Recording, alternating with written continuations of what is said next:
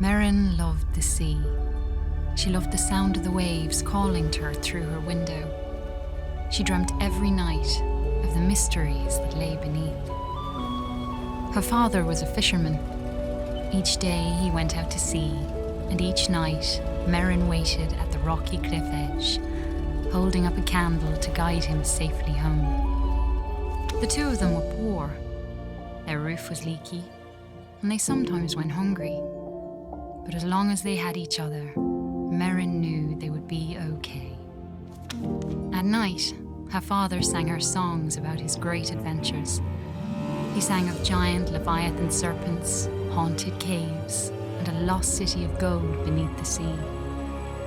Merrin knew the stories weren't real, but she loved to listen to them. She drifted off to sleep, imagining the wonders of the world below. And her life continued that way, simply and happily, until one night, her father didn't return. Merrin held up her candle at the cliff's edge all through the night, staring out at the empty sea. She shivered in the cold wind as she watched for him all the next day. Her eyes welled with tears as night fell again and there was still no sign of her father. At last, she collapsed into sleep. In her dreams, she saw him, trapped deep beneath the sea, calling to her for help. She awoke with a jolt. A desperate and dangerous plan was already forming in her head. She took scraps of metal and wood her father had caught in his nets and pieced them together. She hammered and bolted, she measured and sawed. And before the sun had set, she had built a tiny, rickety submarine. With trembling hands, she squeezed inside and dove down beneath the waves to search for her father.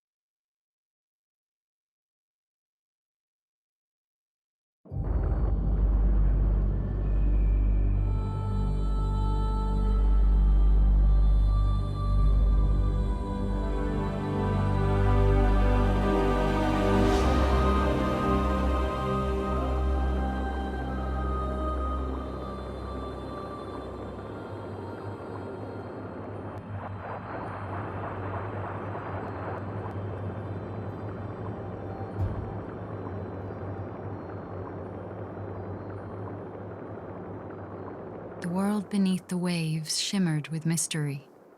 Glow kelp bulbs lit up around her as she passed by. Merrin spotted some odd-looking old coins. Maybe her father would know where they were from.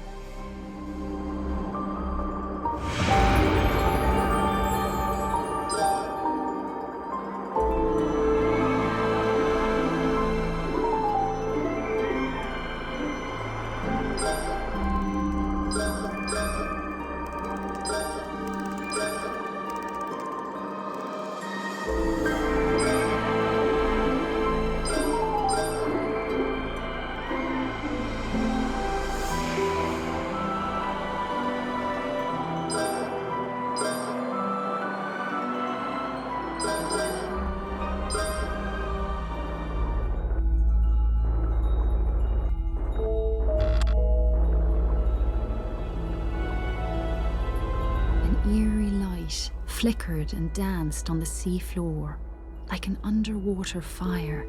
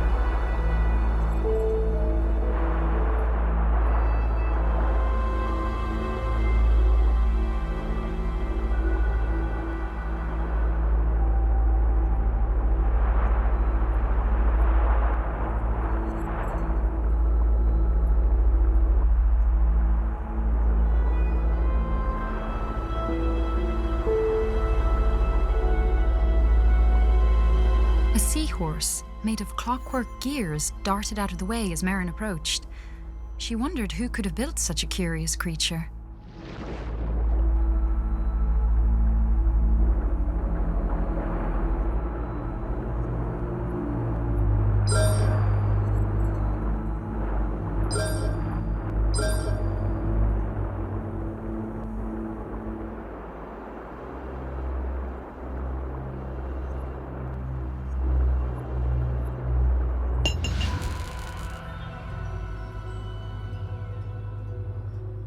Merrin approached a glowing scrap of metal and pulled it inside. It was claw-shaped and had a strong magnetic pull. She took out her tools and attached it to a firing mechanism on her steering column.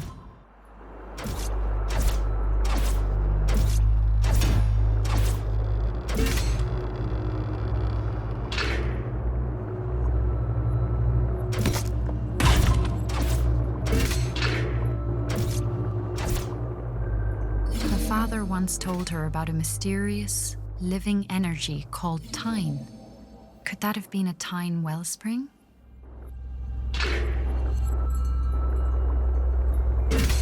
Merrin spotted shock nettles ahead of her.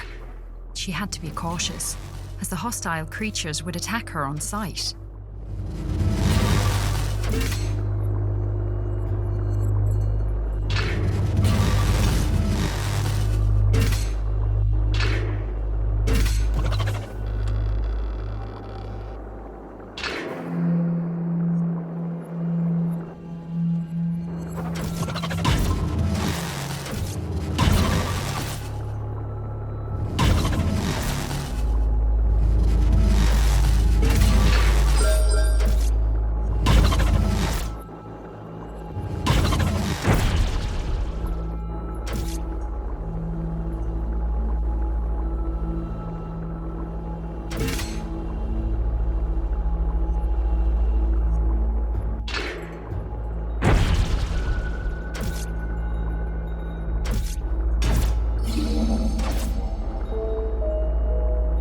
Sleeping guardian blocked Merrin's path.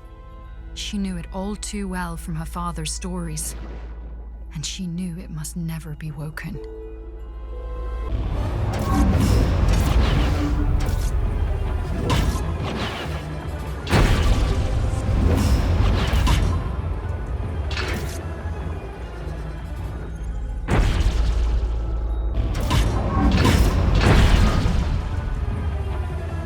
Shuddered, as if recovering from a bad dream.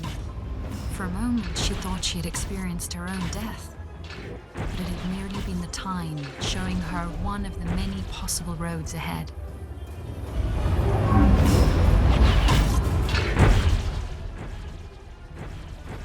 According to her father, the Guardians had been built by ancient undersea explorers called the Fomori. Merrin always thought the Fomori were a myth. Now she wondered if her father's other stories might be true.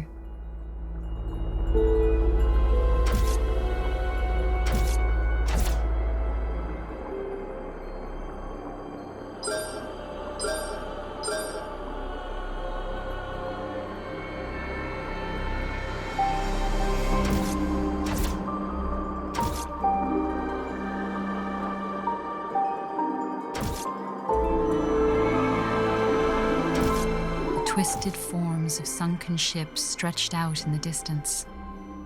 Was her father's boat somewhere among them?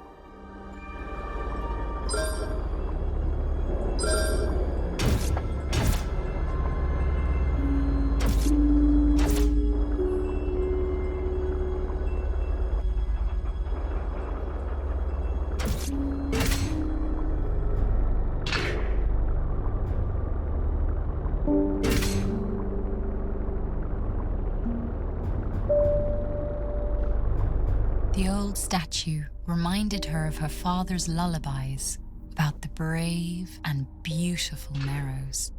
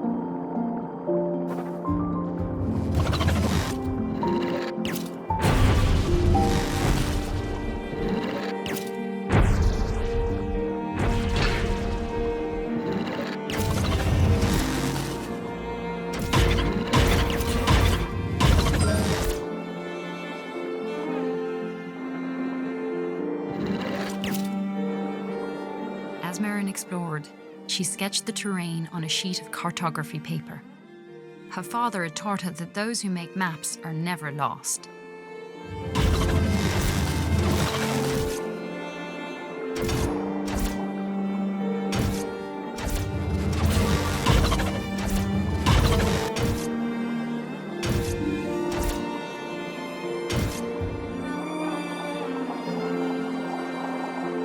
A huge hermit crab watched Merrin from a rocky ledge. On his back, he carried a vast array of odd-looking treasures. The crab seemed to like shiny objects. Maybe he would be willing to make a trade.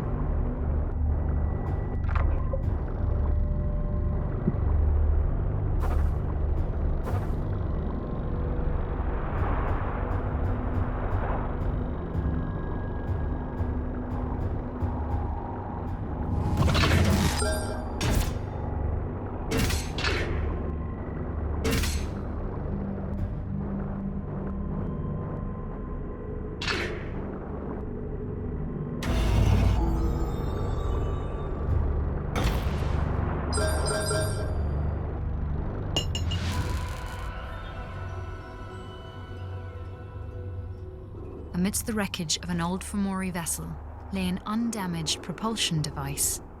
Merrin bolted it onto the back of her submarine, eager to test out its effects on her lightweight craft.